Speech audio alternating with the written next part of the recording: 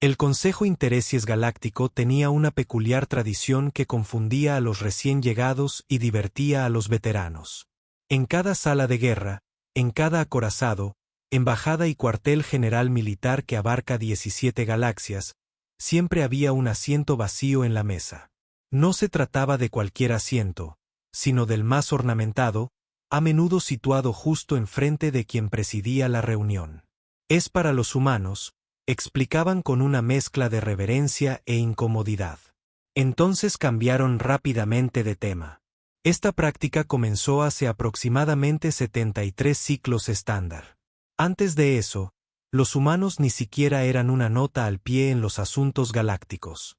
Los archivos regelianos apenas mencionan la Tierra, solo otra esfera azul verdosa sin mayor interés que orbita una estrella amarilla sin mayor interés en un brazo espiral sin mayor interés de una galaxia totalmente olvidable. Y sin embargo, el estratega supremo Broas de la Alianza de Andrómeda decía, agitando 3 de sus 6 apéndices con exasperación, aquí estamos de nuevo, mirando una silla vacía como si fuera a estallar en llamas. El Consejo de Guerra del Séptimo Cuadrante se había reunido para discutir la disputa fronteriza con el dominio tachón. Lo que debería haber sido una reunión sencilla se había convertido en la discusión habitual sobre el protocolo de la silla vacía. Los humanos ni siquiera forman parte formalmente de nuestra alianza, continuó Broas. Han rechazado 17 invitaciones para unirse. 17. La mayoría de las especies desintegrarían a sus abuelas por una sola invitación. Quizás sea precisamente por eso que conservamos la silla, reflexionó la embajadora Slix, cuya membrana translúcida palpitaba pensativa. Cualquiera que no quiera un asiento en nuestra mesa posee, sin duda, una sabiduría que escapa a nuestra comprensión. El resto del consejo intercambió miradas que trascendían las barreras entre especies, una expresión universal de «aquí vamos de nuevo». El almirante Sakaar, veterano de 3 campañas interestelares, flexionó su exoesqueleto con impaciencia. Todos sabemos por qué la silla permanece vacía. No finjamos que se trata de una misteriosa tradición diplomática. Es una advertencia, un recordatorio, una superstición, se burló Broas. ¿En serio? Los ojos compuestos del almirante se oscurecieron. ¿Tengo que recordarles el incidente de Próxima? ¿O tal vez la resolución Taeti? La cámara quedó en silencio. Incluso Brocas tuvo la decencia de mostrarse incómodo, lo que, para una rebelión, significaba que su tórax dejaba de brillar con tanta intensidad. Que conste en acta, dijo la consejera Gema Dada, con su voz cristalina resonando en la cámara, que, a pesar de las objeciones del estratega Broas, el protocolo de la silla vacía sigue vigente, como lo ha estado durante 73 ciclos y como lo estará durante 73 más. Nadie objetó, ni siquiera Broas. Podía estar irritable, pero no era tonto. El primer contacto con los humanos transcurrió tan bien como suelen hacerlo los primeros contactos, es decir, de forma ridículamente desastrosa. El Cuerpo de Exploración Galáctica había designado la Tierra como objetivo. Durante milenios, los humanos solo fueron observados como seres preintegrados. Se les consideraba medianamente interesantes, pero en definitiva, nada excepcionales. Tenían un ponchón para la música, aunque su rango auditivo era lamentablemente limitado. Formaban peculiares lazos emocionales con cuadrúpedos peludos y no sensibles, y dedicaban una cantidad desmesurada de tiempo a discutir sobre qué tipo de política arruinaría mejor su civilización. Un desarrollo planetario primitivo estándar. Nada fuera de lo común. Los satélites de observación registraban sus guerras, su arte, sus avances tecnológicos y su telerrealidad, que varios xenoantropólogos insistían en que debía ser algún tipo de castigo ritual. Los analistas predijeron que la Tierra lograría capacidades espaciales adecuadas en aproximadamente 3 siglos o se autodestruiría en 2. La comunidad científica hacía apuestas. A nadie le importaba especialmente el resultado. Y entonces, en lo que los historiadores galácticos llamarían más tarde la evaluación de riesgos más espectacularmente errónea de la historia registrada, la Confederación Drexiana decidió establecer un pequeño puesto minero en Marte. Es solo el planeta rojo de al lado, había razonado el supervisor del proyecto. Los primitivos apenas tienen la tecnología para visitarlo, y mucho menos para detectar nuestra presencia. Extraerá Quantium y se habrá marchado antes incluso de que desarrollen motores de fusión adecuados. El informe oficial declaró posteriormente que los drexianos no tuvieron en cuenta 3 factores críticos. Primero, los humanos eran absurdamente observadores para seres con solo 2 ojos. Segundo, los humanos habían desarrollado un extraño apego emocional a una roca inerte que nunca habían visitado propiamente. Y tercero, los humanos no respondieron a las incursiones territoriales con protestas diplomáticas ni comunicaciones oficiales. Respondieron con lo que más tarde se denominaría resolución de problemas agresiva e improvisada. 6 meses terrestres después del inicio de la operación minera drexiana, una nave espacial improvisada, que utilizaba tecnologías que ningún ingeniero respetable combinaría jamás, aterrizó directamente sobre la instalación principal de extracción. De ella descendieron 15 humanos con chalecos espaciales que, según los estándares galácticos, bien podrían haber sido construidos con papel y fantasía. El humano al mando se acercó al atónito supervisor drexiano y le entregó una tableta de datos primitiva. En ella había un mensaje escrito en 37 idiomas diferentes, incluyendo, sorprendentemente, una aproximación rudimentaria del idioma galáctico estándar. Marte, nuestro Marte, vete ya. El supervisor drexiano, más instruido que sensato, intentó explicar los protocolos sobre derechos minerales galácticos. La respuesta humana, transmitida por todas las frecuencias que utilizaban los drexianos, consistió en una demostración matemática simplificada que demostraba que las cápsulas de salvamento drexianas podían transportar a toda su tripulación antes de que detonara el rudimentario dispositivo nuclear que los humanos habían traído consigo. Los drexianos se evacuaron en tiempo récord. El problema, explicó el almirante Saktar, retomando el tema del Consejo de Guerra, no es que los humanos sean particularmente poderosos. No lo son. Su tecnología es, en el mejor de los casos, adecuada. Su fisiología es. Pero también han librado guerras porque alguien insultó a su equipo deportivo favorito o porque el primo de alguien fue ligeramente grosero con la tía de otro en una reunión social hace 3 generaciones. Eso es absurdo, protestó el representante joven. En efecto, asintió Slicks. Ese es precisamente el punto. Los humanos son completamente absurdos y eso los hace peligrosamente impredecibles. El consejero superior G. Madar levantó una extremidad para llamar la atención. Tras el incidente de Marte, iniciamos, naturalmente, los procedimientos de contacto formales. Nuestros especialistas en integración cultural pasaron años desarrollando el enfoque perfecto. Seleccionamos a nuestros diplomáticos más experimentados. Preparamos obsequios de tecnología, avances médicos y objetos culturales. Practicamos extensamente las costumbres humanas y se lo comentamos al representante joven. Y los humanos respondieron pintando un enorme mensaje en su luna, visible desde la órbita. Gracias, pero por ahora estamos bien. Vuelvan a consultar más tarde. Bocas resopló. Rechazaron la integración galáctica porque no estaban preparados para recibir visitas. Priorizaron su independencia por encima de todo. Todo lo demás, corrigió el almirante, lo cual sería simplemente pintoresco, de no ser por lo que sucedió a continuación. La iluminación ambiental de la sala de guerra se atenuó ligeramente, una respuesta automática a la tensión colectiva que de repente había llenado el espacio. ¿Y qué sucedió después?, susurró el joven representante. Fue el incidente de Próxima, ¿verdad? Los ojos compuestos del almirante Saktar reflejaron la tenue luz de forma ominosa. Sí, y precisamente por eso, jovencito, siempre hay un asiento vacío en la mesa de guerra reservado para la Tierra.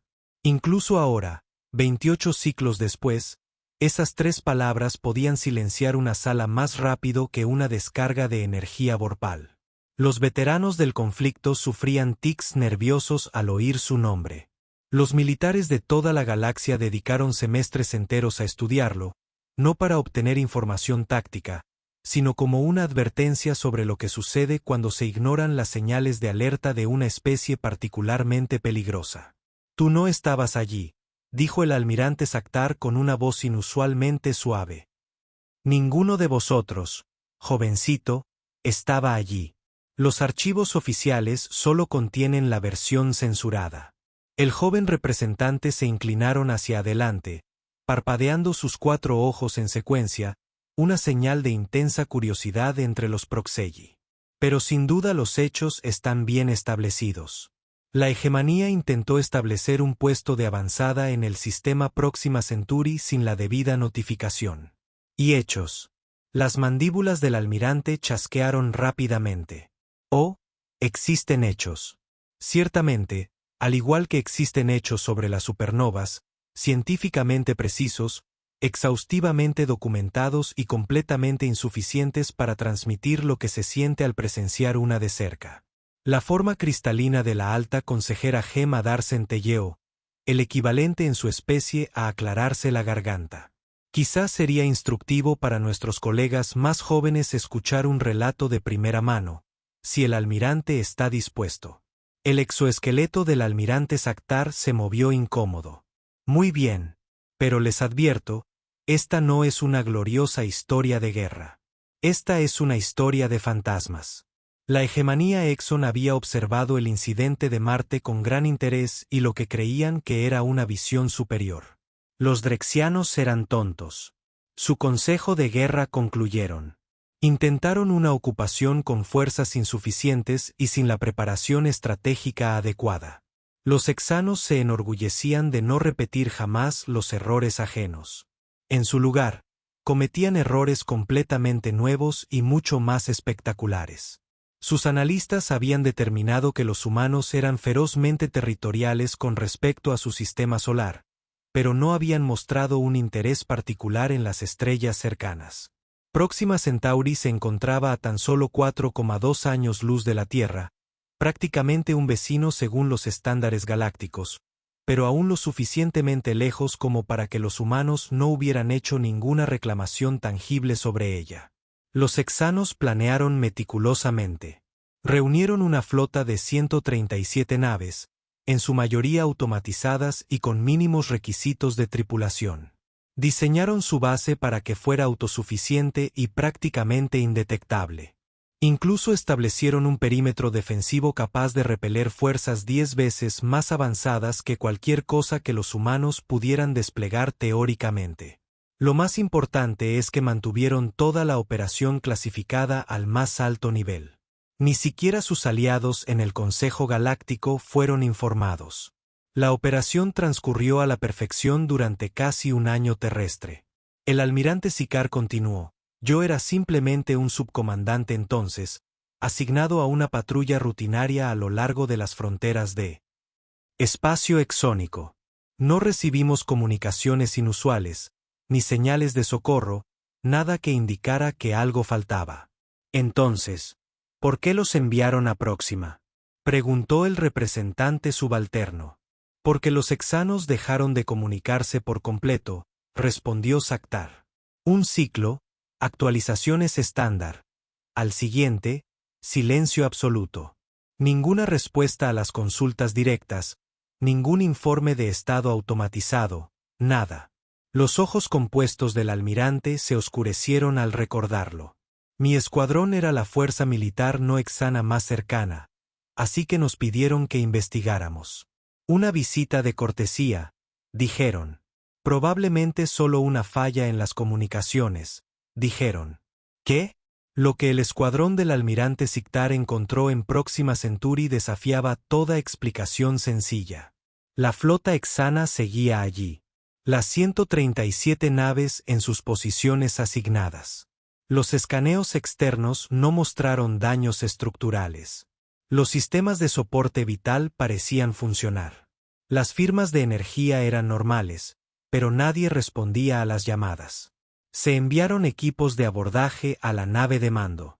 Lo que encontraron se convirtió en el tema de informes clasificados tan censurados que parecían más arte abstracto que documentación. Las naves eran impecable, dijo Saktar, chasqueando suavemente las mandíbulas, sin una sola señal de combate o lucha, y completamente desprovista de tripulación. Los 4 ojos del joven representante parpadearon con patrones contradictorios. Toda la tripulación había desaparecido. Hasta el último. Más de 3.000 miembros del personal de Exxon se esfumaron sin dejar rastro. Sus pertenencias personales permanecieron. Comidas a medio comer reposaban sobre las mesas.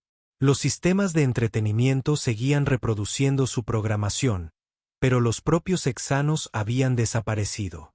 La sala de guerra se había vuelto tan silenciosa que el suave zumbido de los sistemas ambientales parecía intrusivo. Solo encontramos una pista, continuó el almirante. En el puente principal, en todas las pantallas funcionales, se mostraba un simple mensaje de texto en galáctico estándar. Les dijimos que volvieran a consultar más tarde. La investigación posterior reveló que los humanos sí habían notado la presencia exónica, a pesar de la confianza de la hegemonía en su tecnología de sigilo. Cómo detectaron la operación seguía sin estar claro. La tecnología humana no debería haber sido capaz de ello. Más inquietante aún era la pregunta de que les habían hecho a los miembros de la tripulación exónica. Al ser interrogados oficialmente, los representantes de la Tierra afirmaron desconocerlo todo. No tenemos capacidad para realizar viajes espaciales más allá de nuestro sistema solar, insistieron. Quizás los exones sufrieron algún tipo de alucinación colectiva. O tal vez estén de vacaciones. Han revisado sus complejos turísticos favoritos. La investigación llegó a un punto muerto. Los exones, comprensiblemente traumatizados, se retiraron de los asuntos galácticos durante casi una década. Su imperio, que una vez abarcó 3 sistemas estelares, se redujo a su planeta natal y un puñado de puestos de avanzada defensivos. Pero esa no es la última palabra, dijo el almirante Sakar. 3 ciclos después del incidente, una nave de transporte Exxon apareció en las rutas marítimas cerca de Batlejuice. La tripulación preguntó al representante subalterno, aunque su tono sugería que ya anticipaban la respuesta. Presentes, vivos y completamente ilesos, respondió Sakar. La sala de guerra estalló en exclamaciones de sorpresa. Sí, continuó el almirante una vez que cesó el ruido. Se ha localizado a todos los exones desaparecidos. 3.246 individuos, todos en perfecto estado de salud. Ninguno pudo explicar dónde habían estado ni qué habían hecho. Les había sucedido algo. Sus últimos recuerdos eran de cumplir con sus deberes en Próxima Centauri. Y luego, nada, un vacío total hasta que se encontraron a bordo de la nave de transporte. Amnesia colectiva, sugirió alguien, tal vez. Pero lo que hace que la historia sea verdaderamente perturbadora es lo siguiente.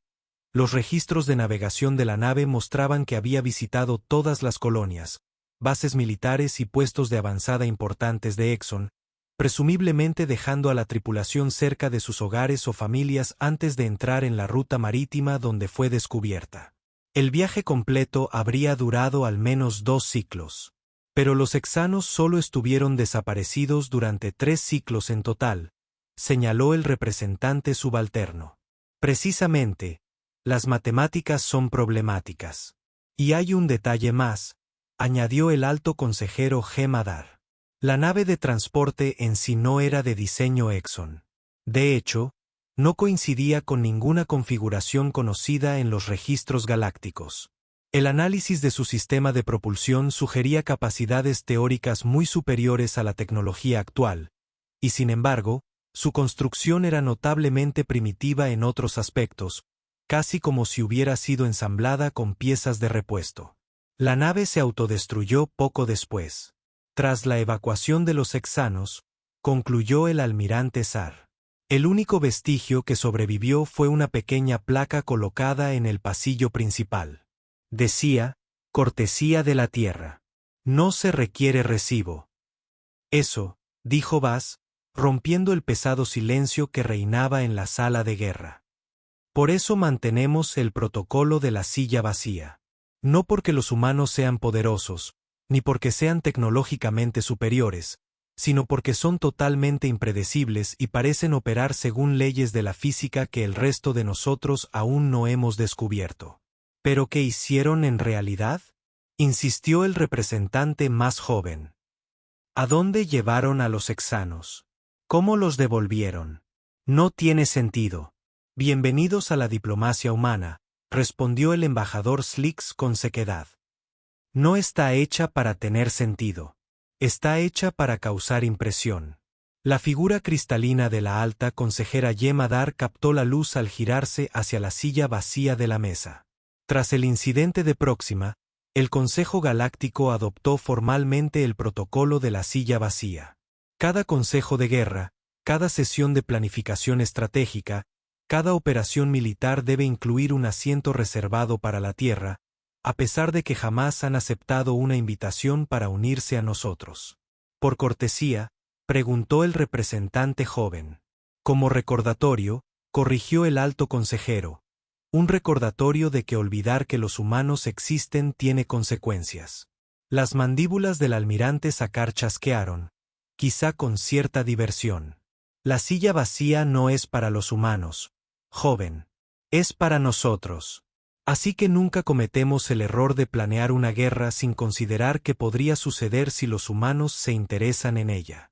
¿Y qué sucede entonces?, preguntó el representante joven. Los ojos compuestos del almirante se clavaron en la silla vacía. Entonces las reglas cambian, y no a nuestro favor. Tras el incidente de Próxima, el Consejo Galáctico se enfrentó a un dilema sin precedentes. ¿Cómo se desarrollan protocolos para una especie que desafía la evaluación de amenazas convencional? La Tierra no era expansionista. No conquistaban sistemas cercanos ni exigían tributo. Ni siquiera querían asistir a las reuniones. Solo querían que los dejaran en paz. Al parecer, poseían los medios para imponer esta preferencia de maneras que violaban varias leyes fundamentales. Física. El sistema de alerta universal comenzó como una broma, explicó la embajadora Slix, cuya membrana translúcida palpitaba con lo que podría haber sido nostalgia. Un joven diplomático arcturiano sugirió que creáramos un sistema de clasificación para especies potencialmente problemáticas. La clase 1 serían las especies normales y razonables como nosotros. La clase 5 sería el escenario de pesadilla teórico de una civilización hiperagresiva y tecnológicamente superior empeñada en la dominación galáctica. Y los humanos, añadió el joven representante, el diplomático dijo que deberíamos crear una categoría especial solo para ellos. Clase H para humanos. Cuando se les preguntó qué implicaba esta clasificación, simplemente respondieron, no los provoquen y verán qué pasa. Lo que comenzó como humor negro pronto se convirtió en una política formal. El protocolo de la silla vacía era solo el aspecto más visible de un sistema integral diseñado para prevenir lo que los círculos diplomáticos llamaban eufemísticamente atención humana no deseada. Las reglas eran simples. Primero, ninguna operación militar a menos de 20 años luz de Sol sin la aprobación unánime del Consejo. Segundo, ninguna vigilancia de la Tierra más allá de los satélites de observación ya establecidos y aparentemente ineficaces. Tercero, ningún intento de reclutar humanos con fines militares. Ningún intento para neutralizar a los humanos como amenazas potenciales, siempre dejaban una silla vacía. La regla 4 se añadió tras varios incidentes particularmente vergonzosos. El Imperio Sep, famoso por sus unidades de infiltración de élite, decidió que los humanos representaban un factor impredecible demasiado importante como para dejarlos sin control. Si la confrontación directa era desaconsejable, tal vez métodos más sutiles darían resultados. Infiltrarse con éxito en la Tierra en 17 especies diferentes. La misión, evaluar las capacidades militares humanas desde dentro e identificar posibles debilidades. El agente siguió los protocolos de infiltración estándar. Adoptó la forma de un humano, Construyó una identidad respaldada por documentos falsificados y se estableció en un asentamiento de tamaño medio cerca de una instalación militar. Durante 6 meses terrestres, todo transcurrió según lo previsto. El agente presentó informes periódicos que documentaban las capacidades defensivas humanas, mediocres, el avance tecnológico, desigual, y las estructuras sociales, desconcertantemente complejas. Entonces, los informes cesaron. 3 semanas después, todas las terminales diplomáticas de T en la galaxia recibieron simultáneamente un mensaje. Adjunto había un detallado blog personal de viajes titulado Mis increíbles vacaciones en la Tierra. Escrito por el agente desaparecido. El blog narraba con todo lujo de detalles cómo el agente había abandonado su misión tras descubrir fiestas en la playa, noches de karaoke y algo llamado buffets libres.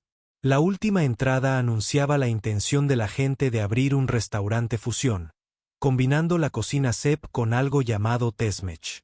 Una postdata, claramente no escrita por el agente, simplemente decía: tu espía se lo está pasando mejor que tú. Nos quedamos con este. Puedes enviar más si quieres, pero los resultados pueden variar. PD hacen unos nachos estupendos. Los CEP nunca reconocieron públicamente el incidente. Su programa de infiltración se desmanteló discretamente. Hemos perdido 17 agentes encubiertos a manos de la Tierra, admitió Roas a regañadientes. Ninguno fue capturado ni resultó herido. Simplemente desertaron, generalmente por razones que carecen de sentido táctico alguno. Un espía draconiano abandonó una carrera militar de 30 ciclos porque descubrió algo llamado telenovelas, añadió el embajador Slix. Ahora producen una popular serie dramática que se transmitió por todos los sistemas draconianos y los intentos de neutralización, preguntó el representante subalterno. La sala de guerra quedó en un silencio incómodo. Ha habido 3, dijo finalmente el alto consejero Gemadar. Todas no autorizadas por el Consejo, todas infructuosas. Los detalles de estas operaciones permanecieron clasificados al más alto nivel, pero los rumores persistieron. Supuestamente, la dirección Brex había intentado desplegar un arma destructora de planetas hacia la Tierra, solo para que inexplicablemente regresara a su punto de origen y sobrevolara amenazadoramente el planeta natal de los Brex durante 3 días antes de desaparecer. El arma nunca se encontró. El gobierno de Viari colapsó poco después. El punto, continuó el alto consejero, es que los enfoques convencionales ante posibles amenazas simplemente no funcionan con los humanos. De ahí la silla vacía. El aura de misterio que rodeaba a la silla vacía había crecido con el paso de las décadas.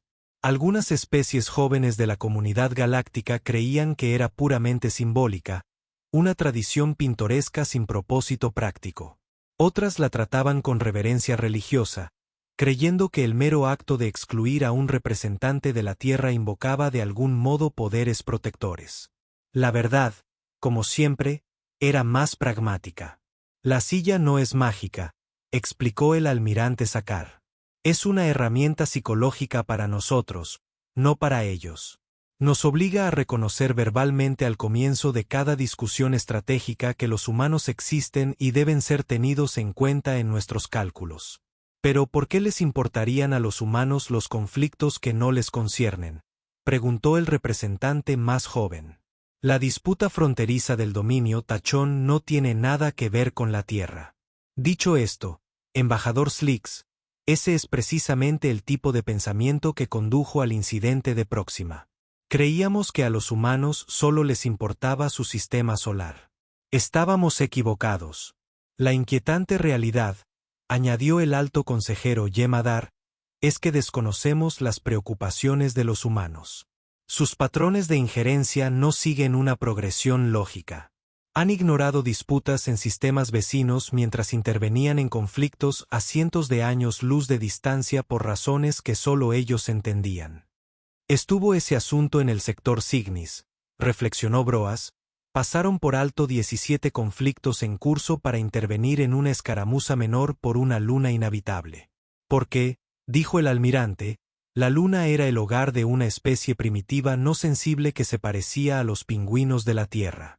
Al parecer, a los humanos les parecían adorables.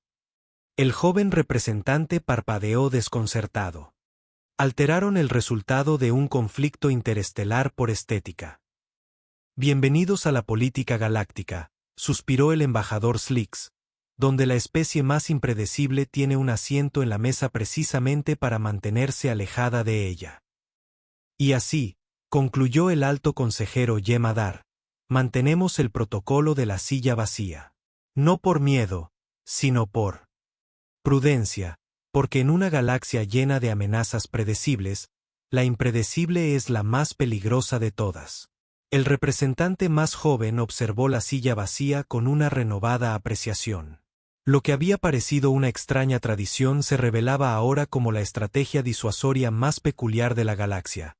Un recordatorio constante de que en algún lugar de un pequeño planeta azul que orbitaba una estrella amarilla insignificante existía una especie cuyo mero reconocimiento podría prevenir una catástrofe.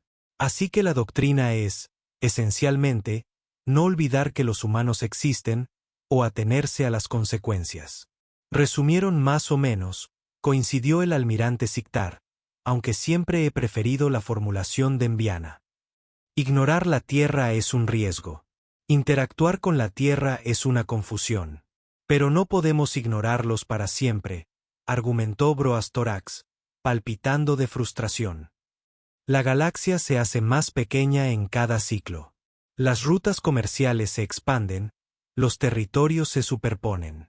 Eventualmente, el contacto significativo se vuelve inevitable. Ya está sucediendo, observó el embajador Slix, de forma limitada y controlada. De hecho, tras décadas del protocolo de la silla vacía, había llegado un día curioso. Los humanos habían expandido gradualmente su presencia más allá de sus límites. Sistema solar, estableciendo pequeños puestos de investigación y comercio. Estas instalaciones operaban bajo lo que los humanos llamaban la política del buen vecino. Un conjunto de directrices engañosamente simples que se resumían en: comerciaremos con cualquiera que sea amistoso.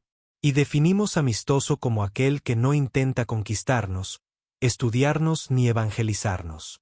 El acuerdo funcionó sorprendentemente bien. Los humanos produjeron exportaciones culturales enormemente populares en toda la galaxia. Su música, arte, y especialmente, su ficción encontraron un público entusiasta en todas partes. A cambio, adoptaron selectivamente. Ver a alguien armar muebles sin molestarse en leer las instrucciones, observó el alto consejero Yemadar. Se saltan pasos, improvisan piezas y, de alguna manera, terminan con algo que no debería funcionar, pero funciona, a menudo mejor que el diseño original, y a veces explota, añadió Brocas con tono sombrío. Solo cuando querían, corrigió el almirante.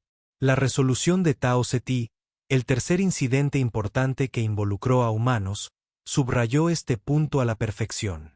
Los detalles permanecieron clasificados, pero el resultado había causado conmoción en los círculos militares galácticos. El enjambre, una especie ajena al Consejo proveniente del borde galáctico, había lanzado un ataque sorpresa contra varios mundos fronterizos. Su conciencia colectiva los convertía en oponentes formidables, inmunes a la guerra psicológica, perfectamente coordinados y absolutamente despiadados.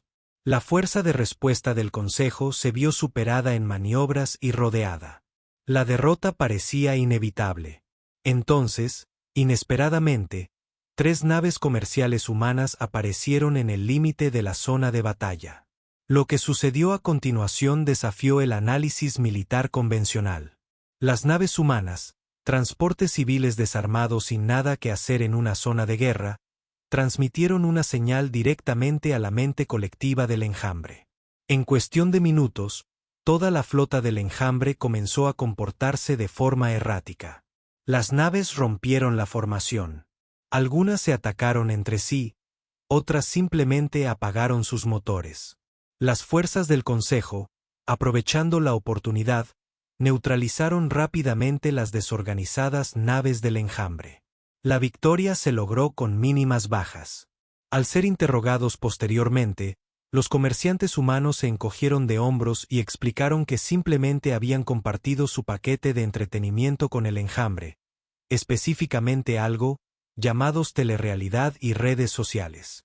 Pensamos que una mente colectiva disfrutaría viendo cómo funciona la conciencia interconectada en la Tierra, explicaron. Supongo que fue un poco abrumador para ellos. Error nuestro. Los analistas militares pasaron años intentando comprender cómo los humanos habían convertido sus propios sistemas de comunicación en armas contra una especie telepática.